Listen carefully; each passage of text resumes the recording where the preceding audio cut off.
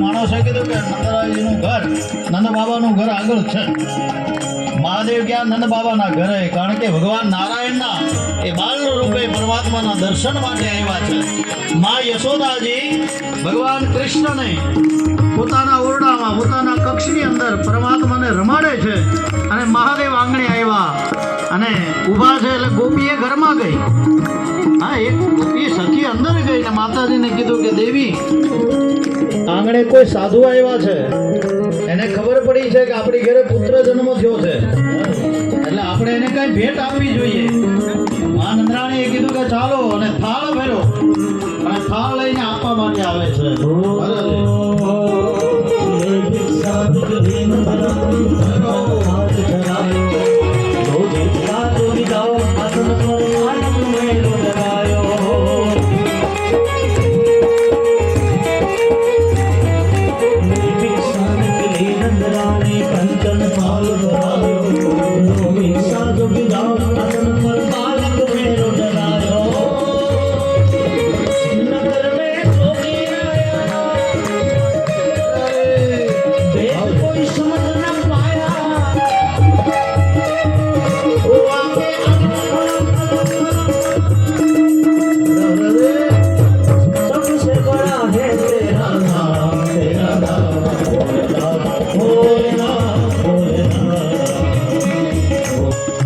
ભગવાન લાલાના દર્શન માટે આવ્યો છું દેવી. એટલે તમારું નામ શું? કે મારું નામ શિવશંકર. તમારું નામ? તો કે મારું નામ શિવશંકર. બરાબર છે.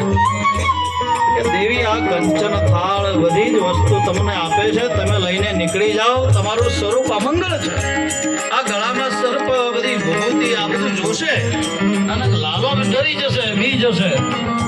એટલે બધા ના પાડે છે કે લાલો આવશે નહીં.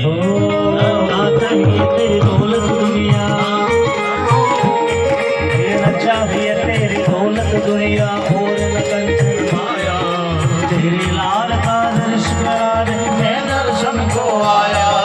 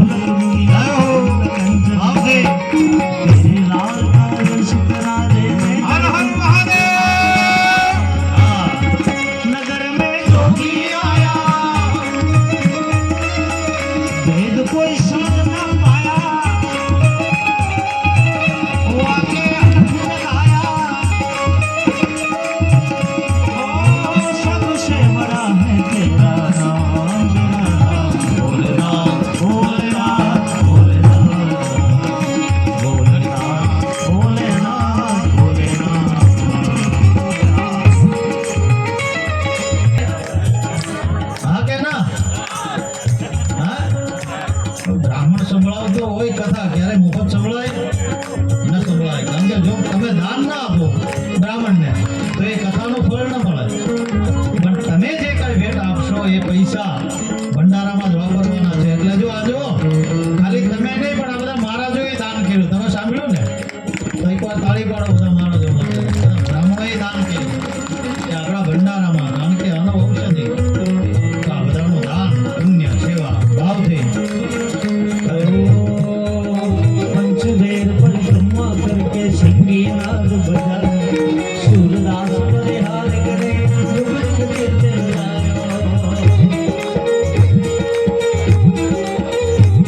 अरे पंचदेर परिक्रमा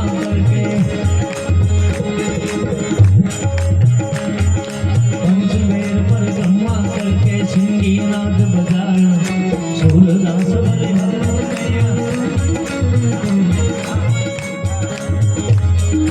पंचवीर परिक्रमा करके सिंगी नाद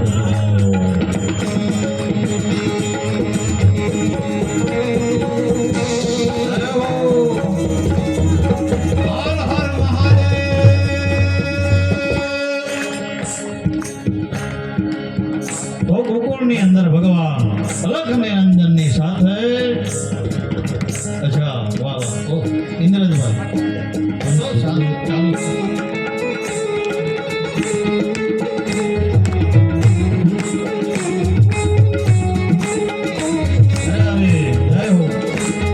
ભગવાન મહાદેવનું સ્વરૂપનું દર્શન કરો.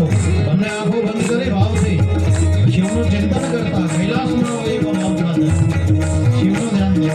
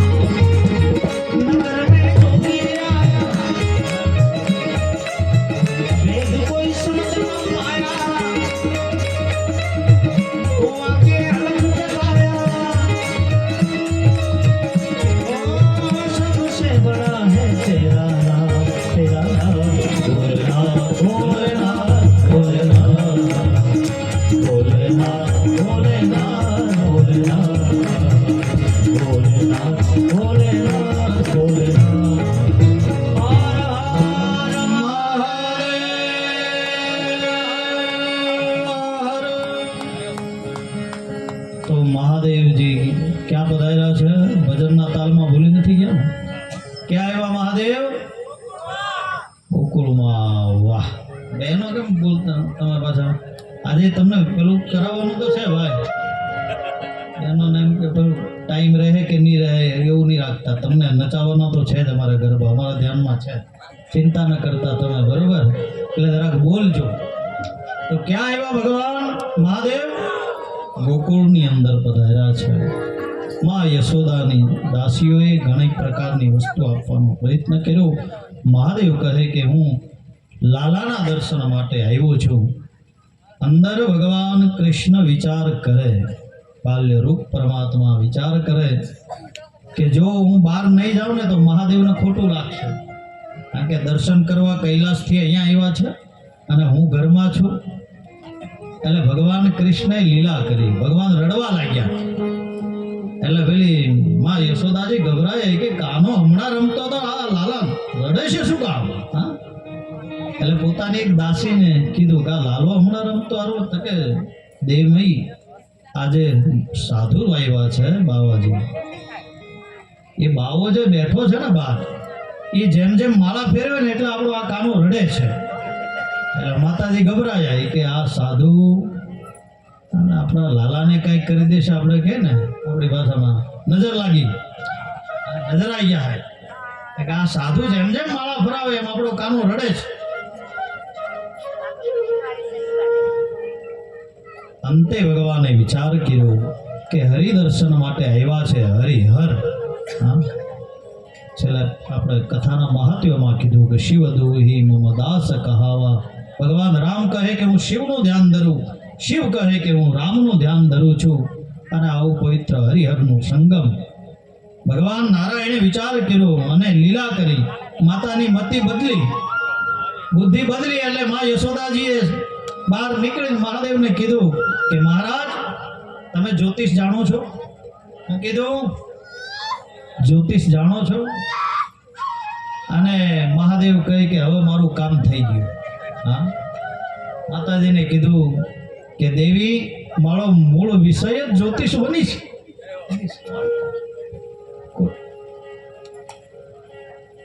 હું મૂળ જ્યોતિષ છું, મારો મૂળ વિષય છે. માતાજીની બુદ્ધિ બોલે તો માતાજીએ કીધું કે એક કામ કરો, તમારા લાલાની જરા હસ્તે રેખા જુઓ કે એના ભાગ્યમાં કેવું સુખ છે, કેવી શાંતિ છે, કેવું ઐશ્વર્ય છે, બધું જણાવો. તો કે એમના હા તમે લાવો લાલાને, એટલે હું એનું ભવિષ્ય કથન કરું. ને જેવા માં લાલાને લઈને આવ્યા, મહાદેવે ભગવાનને ઉચકી લીધા. પરમાનંદ ભયો ભગવાન મહાદેવ રાજી વિના કે ભગવાનને હું બાલ્ય રૂપ, આ બધી પરમાત્માની લીલા. મહાદેવ અને નારાયણને લાલાને લઈ અને બહાર નીકળ્યા નગરની. અને ભગવાનને જોઈ ભગવાન શિવ નાચે છે. અને આજુબાજુ રહેલા બધા જ ગોકુળના બધા જણ ભેગા થયા. શું થયું બધે સમાચાર થઈ કે આંગણામાં કોઈ સાધુ આવ્યો છે અને આપણા લાલાને લઈને ખૂબ નાચે છે. અને ત્યાં વાત ધીરે ધીરે ગામને પાદરે પહોંચી. એટલે નંદ બાબા જ્યાં કામ કરતા કોઈએ કીધું કે તમારા આંગણામાં પરમાનંદ વયો છે. અને જ્યાં નંદ બાબા પોતાના દ્વારમાં આવીને જોયે ત્યાં તો આખું ગામ નાચે છે. નંદ ઘેરા નંદ વયો જય કનૈયા લાલ કી. નંદ ઘેરા નંદ વયો જય કનૈયા લાલ કી. નંદ ઘેરા નંદ વયો જય કનૈયા લાલ કી. નંદ ઘેરા નંદ વયો જય કનૈયા લાલ. એટલે ત્યાં આપણે જોયું અને પોતાના દ્વારોને બોલાવ્યા. હવે ગામમાં તપાસ કરો કે આપણા ઉત્સવમાં કોણ કોણ નથી અહીંયા.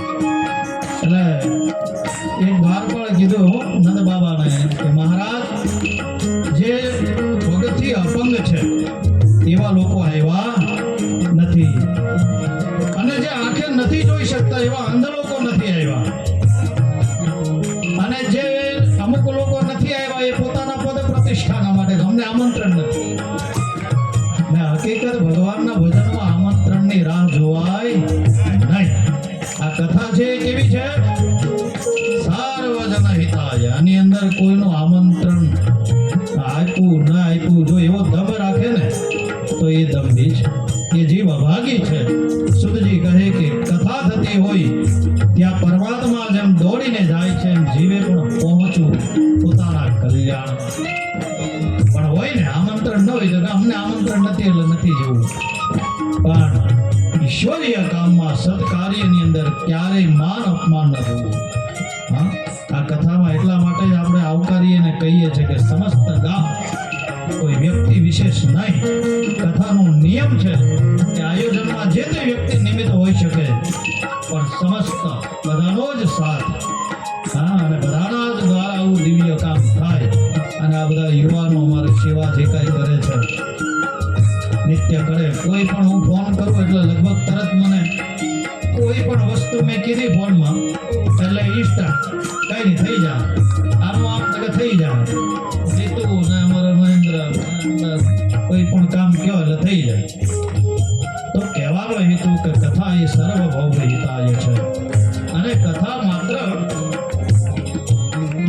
કથાનું સ્થાન મંડપ નહીં, પણ આ શું છે? કથા મંદિર છે. કથા મંદિર છે. અહીંયાથી જ્યાં જ્યાં પણ એનો અવાજ પડે, ચર અને અચર આ બધી જ વસ્તુઓને મુક્તિ મળે છે. અને કોઈ અદ્રશ્ય શક્તિ કદાચ ફરતી હોય ને તો એ આ કથાના સ્થાનમાંથી એને મોક્ષ મળી જાય, એને મુક્તિ મળી જાય એવું સ્થાન છે. એટલું પુણ્ય કથાનું છે. તો નંદજી આવીને જોયું તો આખું જ ગામ ઉત્સવ મનાવે છે. ઉત્સવ પૂર્ણ થયો છે. અને આ બાજુ કોઈ કંસને જઈને સમાચાર આપ્યા કે તમારો જે કાળ છે ને એ જન્મી ચૂક્યો છે. ક્યાં? તો કે ગોકુળમાં. અને નંદ બાબાના ઘરે જે છે એ તમારો દેવકી અને વસુદેવનું 8મું સંતાન છે. હા? અને તમારા હાથમાં જે છૂટીને ગઈ માયા દેવી એ અવતાર, એ માયા જે યશોદાનું સંતાન છે. સમાચાર મળ્યા અને કંસે વિચાર કરવા લાગ્યો કે હવે મારે એનો વધ કેમ કરવો. ત્યાં એની ભગીની આવે છે, બેન આવે છે, પૂતના પધારી છે. અને પૂતનાજી આવ્યા છે. વલગો સ્મિતાંગ પાંગ વિસર્ગ કક્ષિતે મનોહરંતિમ વનિતાં રજોકસાં અમો સતાંભો જકરે રૂપિણીમ હરે હરે ગોપ્ય શ્રિયમ દ્રષ્ટુમિવાંગતાં પતે. પૂતના આવી અને કંસે કીધું કે મારો કાળ જન્મી ચૂક્યો છે. અને પૂતના કે ચિંતા ન કરો. પોતાના સ્તનની અંદર હળાહળ વિષ લઈ અને ગોકુળમાં પહોંચે છે. પણ કેવું સ્વરૂપ લીધું? મનોહરંતિમ. અહીંયા લખ્યું છે કે વનિતામ વ્રજૌકસામ. સાક્ષાત જાણે કોઈ લક્ષ્મી નારાયણને મળવા જતી હોય એમ હાથમાં કમળ પુષ્પ લઈને ગોકુળમાં પ્રવેશ કર્યો. ગોકુળના લોકો જોવે છે કે આ દેવી કોનો અદ્ભુત સ્વરૂપ લીધું છે પૂતનાએ, જેને જોવા માટે ગોકુળના લોકો નીકળ્યા છે કે આવું સ્વરૂપ દિવ્ય, જાણે સાક્ષાત લક્ષ્મી હોય. લોકો અંજાયા છે, વાસ્તવિકતા જાણતા નથી. ગોકુળ જઈને ગોકુળમાં પ્રવેશ કર્યો, નંદ બાબાના ઘરમાં પ્રવેશ કર્યો. અને બધાને એમ થયું કે કોઈ દેવી જાણે પરમાત્મા આપણા લાલાનું દર્શન માટે આવી છે. અને એને ઘરની અંદર પ્રવેશ કર્યો અને પારણામાં સૂતેલા ભગવાન લાલાને લઈ અને ભાગી છે. અને જેવું નગર છોડ્યું ને એટલે પોતાના અસલ સ્વરૂપમાં આવી ગઈ. દૈત્ય રાક્ષસી પોતાનું વિશાળ સ્વરૂપ ધારણ કર્યું અને પોતાનું સ્તન ભગવાનના મુખમાં પધરાવી અને એને સ્તનપાન કરાવવા લાગી. ભગવાન કહે છે, વિચાર કરે, પોતાના શરીરની અંદર અનેક જીવો હસે છે, પણ ભગવાન શિવ એ કેવું છે? યોગી છે. મહાદેવ એ યોગી છે. એને પણ ઝેર પીધું, એટલા માટે આપણે નીલકંઠ કહીએ છીએ. પણ નારાયણ છે ને એ કોણ છે? યોગેશ્વર. એ પણ ઝેર પચાવી તો જાણે છે, કારણ કે બેયના કોઠા એવા છે, શિવના અને નારાયણના. એ પણ એને પચાવી શકે છે. એટલે ભગવાને વિષપાન ચાલુ કર્યો ને વિષપાન કરતા સ્તનપાન કરતા કરતા જેટલું વિષ હતું એટલું પી ગયા. ને પછી પૂતનાના શરીરમાં રહેલું રક્ત લોહી પીવા લાગ્યા. અને જેવું લોહી પીવાનું ચાલુ કર્યું, એટલે પૂતના ગભરાઈ, એના શરીરના અંગો તૂટવા લાગ્યા. મા મુંચ છોડ મને બૂમો પાડવા લાગીશ. ભગવાને વિચાર કર્યો કે મને પકડતા જ આવડે છે, મને છોડતા આવડતું નથી. સંતોએ બહુ સરસ એનો એક વિચાર કર્યો છે કે ભગવાનને પકડવા છે ને બહુ સહેલા છે. કોઈ માણસ એમ કહે ને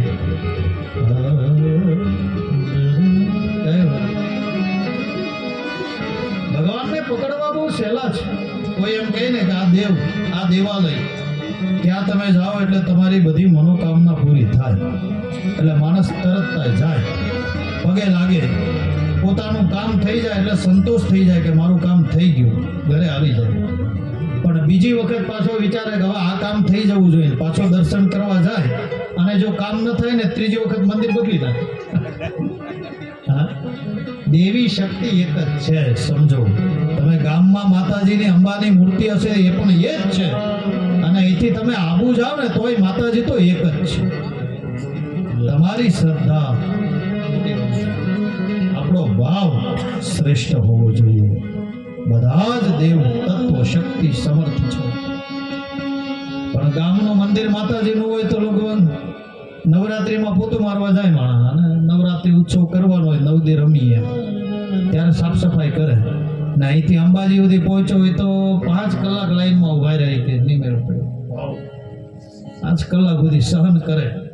એટલી ત્રસ્તી વેઠે ને માં અંબાજી કહે કે હું તારા ગામમાં છું, ક્યારેક ત્યાંય મને મળવા આવું. હનુમાનજી એમ કહે કે હું અહીં સાળંગપુરમાં નથી, હું ગામમાં છું, ક્યારેક મને મળવા આવો. કહેવાનો હેતુ હરિવ્યાપક સર્વત્ર સમા પ્રેમ સે પ્રગટ ભય મેં જાના. ભગવાન બધે જ વ્યાપક છે. એક સુખીએ કીધું કે અગર कुछ न हो सके तो किसी रोते हुए बच्चे को हंसाया जाए. જો આપણાથી મોટું દાન ન થાય, પુણ્ય ન થાય, સેવા ન થાય, પણ કદાચ કોઈ ગરીબનું બાળક ભણવામાં સખ્ત હોય, વ્યવસ્થા નોટ પેન લઈ ન શકે, અથવા કોઈ દુકાને એને જોઈએ છે ને લઈ ન શકે ને, તો ક્યારેક એને રાજી કરાવો ને એ બાળક હસશે ને તોય ભગવાન રાજી થઈ જશે. કહેવાનો હેતુ કે આવું પ્રારબ્ધ અહીંયા પૂતના બાલ ઘાતીની છે.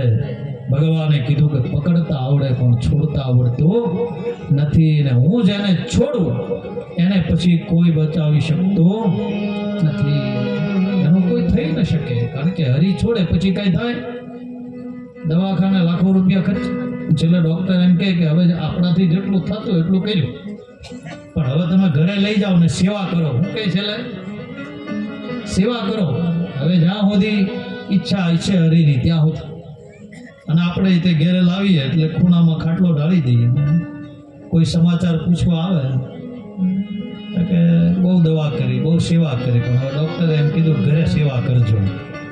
એટલે પથારીમાં પીડા આપણે વિચાર કરીએ કે હવે બસ, હવે ઈશ્વર સિવાય કોઈ મારું રહ્યો નથી. છેલ્લે એ પીડો પથારીમાં એ પ્રાર્થના કરે કે હવે મને ભગવાન લઈ જાઓ. ઈશ્વરી કૃપા સત હરિ ભજન જગત સબ સતના. શાસ્ત્ર કહે કે સત હરિ ભજન છેલ્લે ઈશ્વરનું વ્રજન, રટન, તપ, એની સિવાય આ જગતમાં કાંઈ નથી. અને અહીંયા પૂતનાનું વિસ્પાન કર્યું ભગવાને, પૂતનાનો વધ કર્યો છે. અને અહીંયા કથા એવી છે, ભગવાને વિચાર્યું કે એના સબને ક્યાં પાડું, કારણ કે વિશાળ કાંઈ શરીર, રાક્ષસી પ્રેત દૈત્ય બની આવી અને ગોકુળ અને મથુરાની વચ્ચે કંસનો બગીચો હતો. તાળ જેવું સ્વરૂપ અને ત્યાં પાડ્યો છે ને એવું કહેવાય છે 5 કિલોમીટર બગીચો. ભાગવતમાં તો 18 કિલોમીટર લખ્યા છે. હા, કે એટલું એનું સ્વરૂપ, એની વિશાળતા. કોઈ વૃક્ષ જેમ ધરાણ થઈને પડે, ધરાશાયી થાય ધરા ઉપર, એમ પૂતના પડી છે. અને ગોકુળના લોકો વિચારે છે કે કૃષ્ણને લાલાને લઈને કોઈ દૈત્ય રાક્ષસી નીકળી છે. ગોકુળના લોકો શોધવા નીકળ્યા છે. હર્ષના બગીચામાં નજર નાખી તો એ બાલક હાથીની પૂતનાના શરીર ઉપર ભગવાન રમત રમે છે, બેઠા છે. અને બધા જ ગોકુળના લોકો પ્રસન્ન બન્યા અને કૃષ્ણને લઈ અને ગોકુળમાં લાવે છે. અને પછી તો નજર ઉતારે છે કે આવી રાક્ષસી એટલે અલગ અલગ દ્રવ્યથી સ્નાન કરાયું. અહીંયા શ્લોક છે, આપણે બધા સાંભળીએ. ગૌમૂત્રૈન સાપયિત્વા પુનર્ગૌરજસાર્ભકમ રક્ષાં ચક્રુશ્ચ સકરોતા દ્વાદશાંગેષુ નામભી. એટલા માટે આપણે અહીંયા પવિત્ર બનવા માટે શું કરીએ? ગંગા સ્નાન, ગૌમૂત્ર, ગૌછાણ આવું બધું લગાવીએ ને. ઉત્તર કર્મ કરે ત્યારે શ્રાદ્ધ કરે એટલે હું લગાવીએ પેલા શરીરે. બ્રાહ્મણ હોય તો કે અમારા બધા તો વિશેષ છે એટલે ગૌમૂત્ર છાણ ને બધું શરીરે લગાવે. પછી એમ કે જરા ગૌમૂત્ર પી જાઓ. શું કામ? બાહ્ય અને ભીતર દરેક જાતના પાપોની મુક્તિ માટે. આ બધી જ વસ્તુ પવિત્ર છે. શરીરને સ્પર્શ થાય એટલે પાપોમાંથી મુક્તિ બને. સ્પર્શા સ્પર્શ, ખાન પાન, જે કાંઈ દોષો થયા હોય બધા જ દોષોમાંથી મુક્તિ મળે અને સ્વચ્છ શરીર બને. પછી તમે કોઈ બીજા આત્માને મોક્ષ આપી શકો. ત્યાં સુધી તમે બીજા આત્માને મોક્ષ આપી શકતા નથી. એટલા માટે પહેલા તમારે પવિત્ર બનવું. આ બધી ક્રિયા છે દશવિધ સ્નાન. ત્યારે ઉત્તર ક્રિયામાં આવું બધું આપણે નદીએ કરીએ, પછી ઘેરે આવીને પુષ્પાણીનું પુણ્ય આપીએ, એ આત્મા તરે. આ બધી વસ્તુ કંઈક ને કંઈક એનો પાછળ જોઈએ અને દર્શન કરો તો ખ્યાલ આવે. તો ગૌમૂત્ર એને સ્નાપયિત્વા, બધા દ્રવ્ય લાવ્યા. કોઈ નંદરાણીની પાસે ગૌછાણ લઈને આવી, કોઈ ગૌમૂત્ર લઈને આવી, કોઈ ભસ્મ લઈને આવ્યા અને ભગવાન કૃષ્ણની નજર ઉતારી. અને માં યશોદાએ કાળી ગાયના પૂછના વાળથી બાધા ફેરી નજર ઉતારી કૃષ્ણની. અને ત્યારબાદ તીર્થોના જળ લાવી ભગવાન કૃષ્ણને સ્નાન કરાવે છે. આવો આપણે પણ બે એમના મધુર નો પાઠ કરીએ. યમુના જળમાં કેસર હોય, યમુના જળમાં કેસર હોય, સ્નાન કરાવું શ્યામળા તમને, સ્નાન કરાવો શ્યામળા. ગંગા જળમાં કેસર હોય, ગંગા જળમાં કેસર હોય.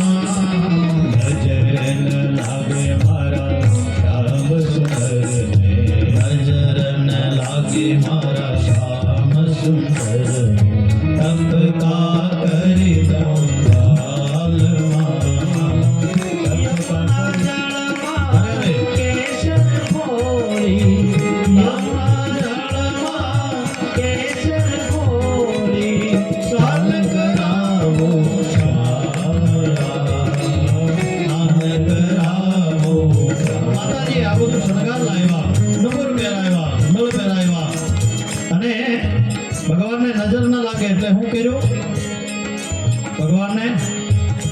આપણે શું લગાવે? નાનો છોકરો બાળક હોય નજર ના લાગે તો શું લગાવે?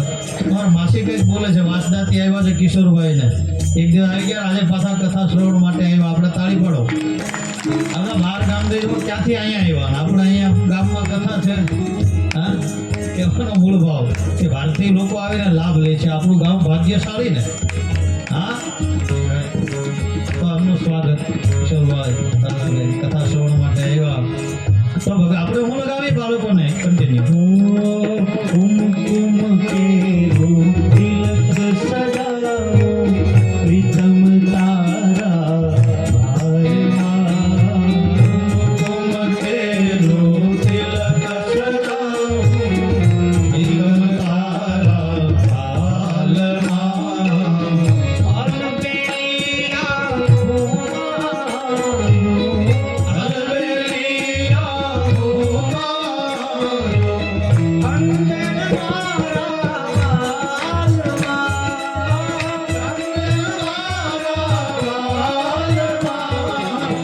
यमुना जलमा केसर घोड़ी यमुना जलमा केसर घोड़ी स्नान कराऊं श्यामला स्नान कराओ श्यामला हस्ती जाओ बाटे गाटे नाचियो तो तालमा हस्ती जाऊं घाटे घाटे नाचियो तुम तालमा हस्ती जाओ बाटे घाटे नाचियो तो तालमा हस्ती जाऊं घाटे घाटे नाचियो तुम तालमा नजर न लागे मारा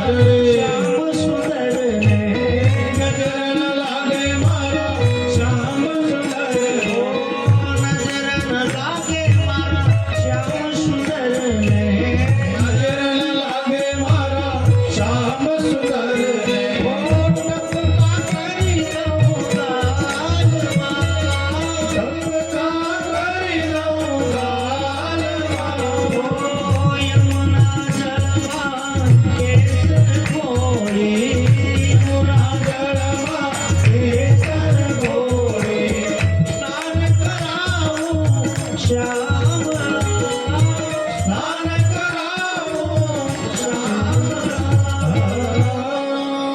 તો આવા બધા તીર્થોના જળથી ઠાકોરજીને સ્નાન કરાવ્યા, સજાવ્યા ભગવાનને. અને આ બાજુ કંસને ખબર પડી કે પૂતનાનો વધ કર્યો છે, એટલે આપણી ભાષામાં છે ને, પરસેવો છૂટી ગયો કંસને કે આવું પૂતના, આવી દૈત્ય રાક્ષસી અને એનો વધ થઈ ગયો. આ સાક્ષાત હરિનો અવતાર, પણ હવે એનો વધ કેમ કરવો વિચાર કરવા લાગ્યો છે. અને આગળ બીજા દૈત્યને મોકલે છે. તૃણાવર્ત નામનો દૈત્ય આદિ કથાઓ છે. અને કાલે આપણે કંસને ભગવાનના દ્વારા જાત્રામાં અને નિર્માણ આપી દેવું. આજે સમય ખૂબ થઈ ગયો છે, બધા મહેમાનો ઘણા આવ્યા હતા અને બિલકુલ 11:30 જેવો સમય થવા આવ્યો છે. એટલે આપણે આજની કથાને અહીંયા વિરામ આપીએ. હા, અને એની પશ્ચાત 10-15 મિનિટ માટે ભગવાન ગોકુળમાં જેમ નંદભેર મહાદેવે જેમ કર્યું એમ આપણે પણ ભાવથી ગોકુળમાં છીએ એવો ભાવ રાખીને એક રાસ, કારણ કે રાસનું બહુ મહત્વ છે, રાસોત્સવ છે. અહીંયા ભાગવતની અંદર એવું કીધું છે કે ભગવાનના જે રાસોત્સવના 5 અધ્યાય છે એ મોક્ષ અધ્યાય છે. અને કથા મંડપમાં એ રાસોત્સવ રૂપે જે કાંઈ રમણ કરે એને ગોકુળ અને મથુરાનું પુણ્યફળ મળે છે. એટલા માટે આપણે બધાએ લાભ લેવાનો છે. અને રાસ રમી ત્યારબાદ આરતી, અને કાલે આપણે બાકીના ઉત્સવ અને કંસની કથા, એને આગળ મુક્તિનો પંથ, અત્યારે એને ચિંતામાં રહેવા દો. આવો આપણે બધા 2 મિનિટ માટે ભગવાન નામનું સત્કીર્તન કરી અને ત્યારબાદ આપણે રાસ માટે ઊભા થઈશું. ભજો ભજો ભજો મન પાંડુરંગ વિઠ્ઠલા